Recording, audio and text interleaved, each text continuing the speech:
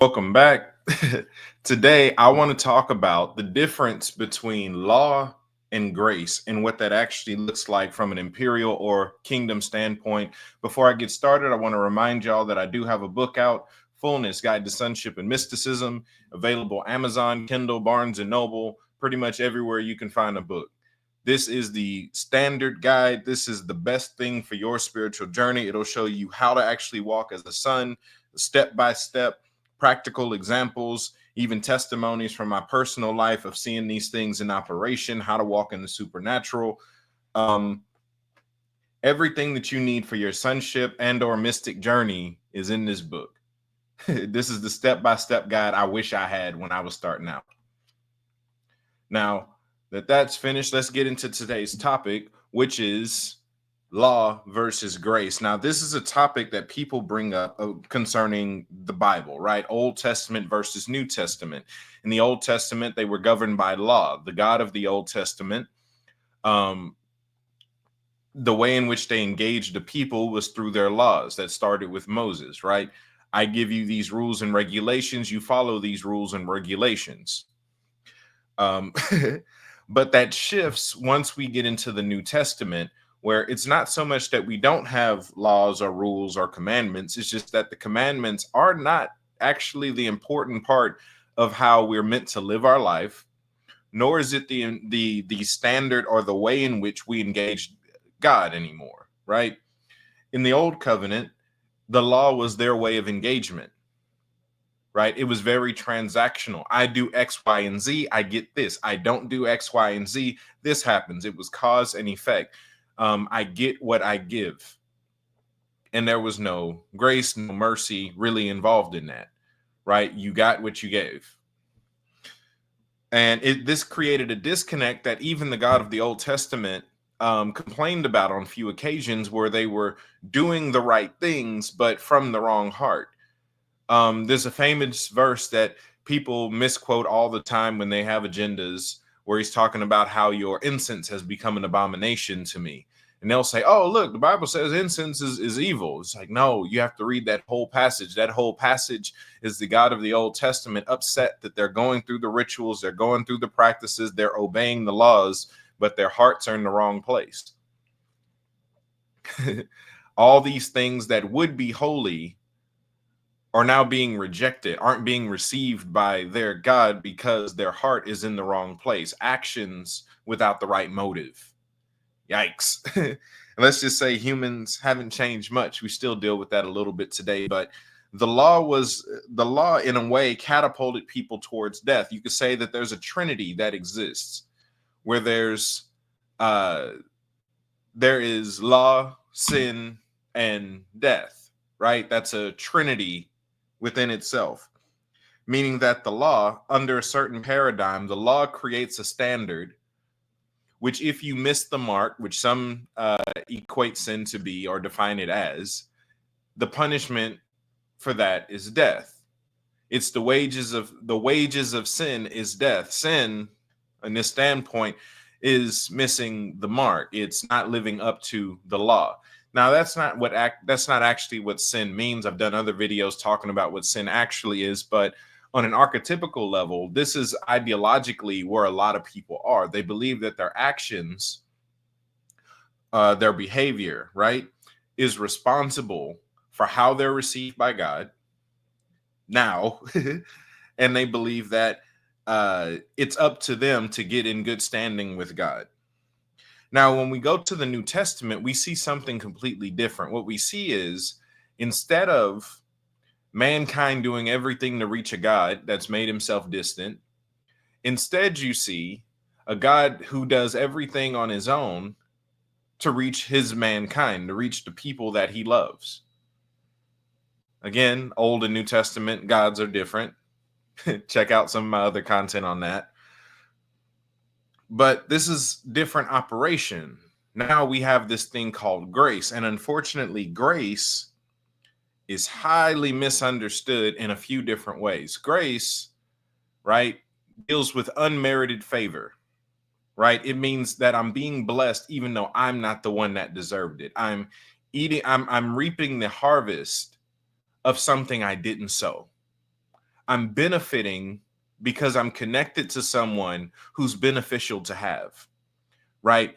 It's no longer my cup that's running over. I might not even have a cup. It's who I'm connected to is so overflowing that their overflow is able to fill me up and I begin to overflow.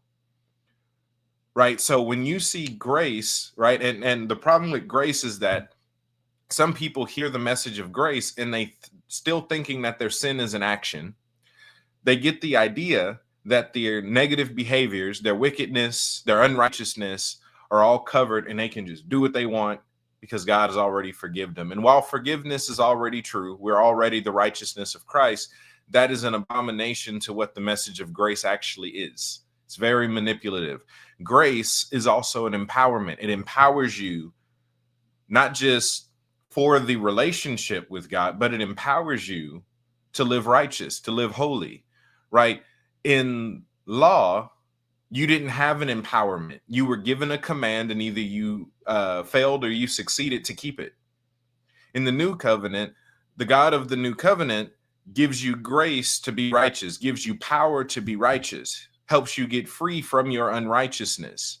That's a little bit different. But not only that, you actually have a grace for the interaction. In the Old Testament, many people, or let's just say the God of the Old Testament, had the reputation of people dying if they engaged with him too close or in the wrong fashion. It was a whole science on how to get in his presence without losing your life for whatever reason. And I'll just leave it at that. Well, in the New Testament, you're empowered for the connection, right? Let's just say it like this. If you want to believe it that way, I'll meet you where you are. In the Old Testament, the common man couldn't meet with God face to face. That's not for common people. Very few saints in the Old Testament did.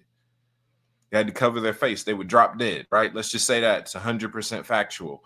Well, when we get into the New Testament, we've been empowered for the interaction. So what would have killed us before is now just standard practice. This is life. See, the people of the old covenant were not children of God nor sons of God. Aside from a few saints, they weren't the children of their God. In the new covenant, we are in the family of God. We are part of the Elohim. We are a part of the ecclesia, right? We're a part of all of that. That gives us access. The same access that we believe Yeshua has, seated at the right hand of the Father, is the same access we have because he's the revelation of us. So grace not only empowers you for righteousness, which means any negative experiences that you're having or that you're doing, negative lifestyle, any areas of wickedness, unrighteousness, evil, all that stuff, right? You have the ability to step out of it because the covenant that we're currently in empowers change and it empowers freedom, freedom from darkness, freedom from low-level living. That's what salvation's all about. It's the freedom to live out of that stuff, to step out of it. He calls himself the door. He presented himself as the way out when there was no way. So not only that, as beautiful as that is, we have access. That grace acts as our access into the presence of the rest of Elohim. It gives us the same level of access that Christ has. As he is in the world, so are you. First of many brethren, seated at the right hand of the Father. Oh yeah, we have access. We're empowered for a connection that a previous generation was entirely ignorant of and unfit for because the law made them fit. The law didn't make us fit, not in this covenant, right? Our covenant, we're seen as fit for the throne because of who we're connected to. You are the branches, I am the vine. It's us being grafted in that capacity, in that presentation that gives us this access. It's not our own actions. In fact, the God of this covenant did the actions for us. So all we have to do is walk in it. All we have to do is receive what's already been given. So it's double-mindedness that's a modern issue where we're trying to mix both of those together. We're trying to mix the old covenant and the new covenant. For one, different gods. Two, different laws, different operations. In the old, you do everything for a God that might accept you. In the new, God has already accepted you, came down and did the work for you. Your new work is to receive and walk in. Old didn't matter how much you tried to receive and walk in. If you did not do the work, it did not matter. So I kind of also want to speak to the abomination, right? Again, grace is an empowerment.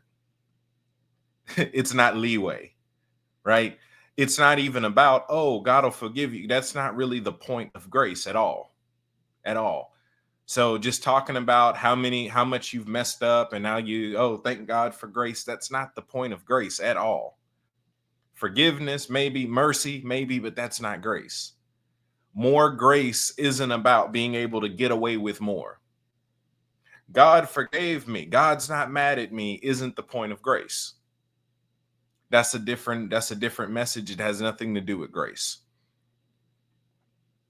So hopefully this resonates. Hopefully this makes some sense to y'all.